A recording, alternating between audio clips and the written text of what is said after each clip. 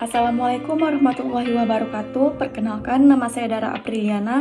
Saya adalah mahasiswa angkatan 2020, Fakultas Kelautan dan Perikanan, Prodi Pemanfaatan Sumber Daya Perikanan. Maksud saya membuat video ini, saya akan menjawab soal ujian dari Bapak Ilham Zulfatli yang bermata kuliah Pemetaan Perikanan. Di sini ada 6 soal yang diperoleh. Soal yang pertama yaitu bagaimana metode untuk menentukan pola migrasi ikan. Jawabannya yaitu metode horizontal dan vertikal. Horizontal yaitu perpindahan dalam waktu panjang dan musiman, sedangkan vertikal berdasarkan perubahan siang dan malam. Ada juga dalam bentuk metode citra Quickbird yang mencakup kawasan perairan pesisir. Soal yang kedua yaitu mengapa ikan perlu melakukan pemijahan? Nah, ikan harus melakukan pemijahan untuk memperbanyak keturunannya. Kenapa? Agar ikan tersebut tidak punah. Jika ikan tersebut punah, maka nelayan-nelayan susah untuk menangkapnya. Jadi itulah manfaat ikan harus melakukan pemijahan.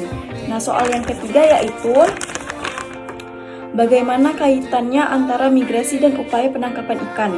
Nah, kaitannya adalah pada saat melakukan penangkapan harus lebih memperhatikan atau melakukan survei terlebih dahulu.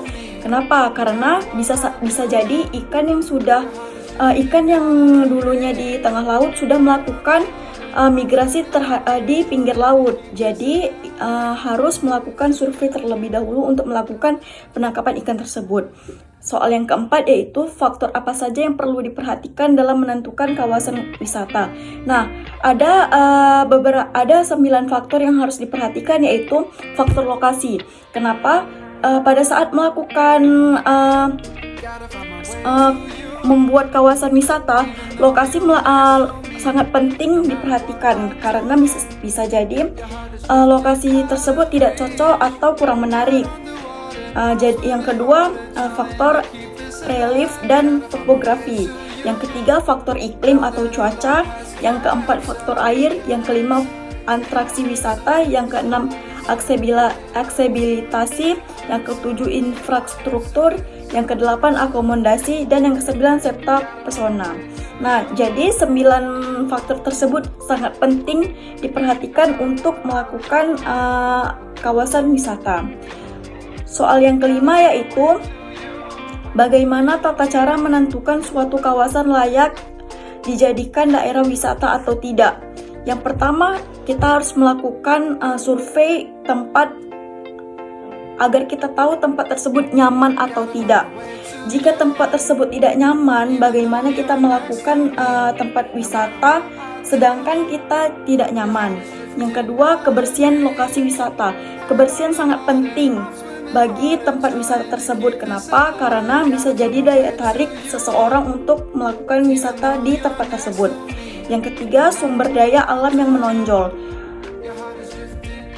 Sumber daya yang menonjol seperti keindahan. Keindahan tersebut sangat penting di daerah wisata tersebut. Kenapa? Orang-orang sekarang mencari tempat wisata yang indah untuk menjadi bahan potretan. Yang keempat, keunikan sumber daya alam. Keunikan sangat penting, kenapa? Itu juga bisa menjadi daya tarik seseorang untuk melakukan ke tempat wisata tersebut. Yang kelima, kegiatan sumber daya alam yang dapat dilakukan.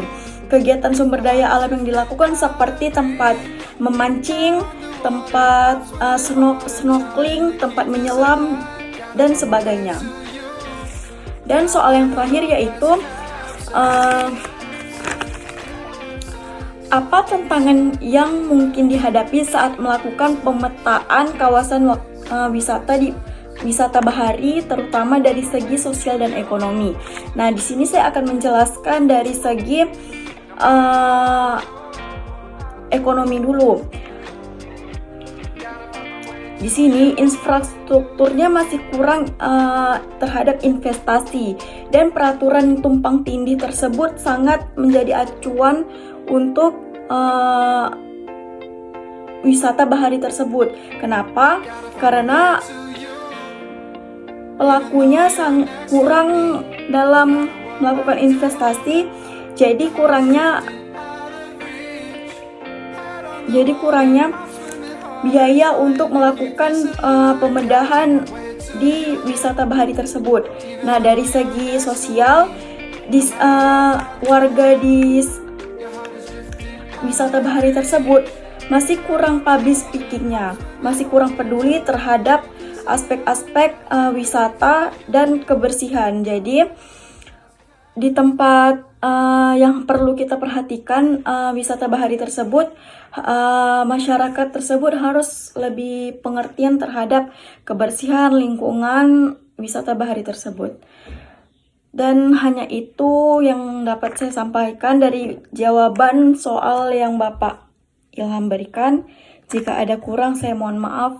Saya akhiri. Assalamualaikum warahmatullahi wabarakatuh.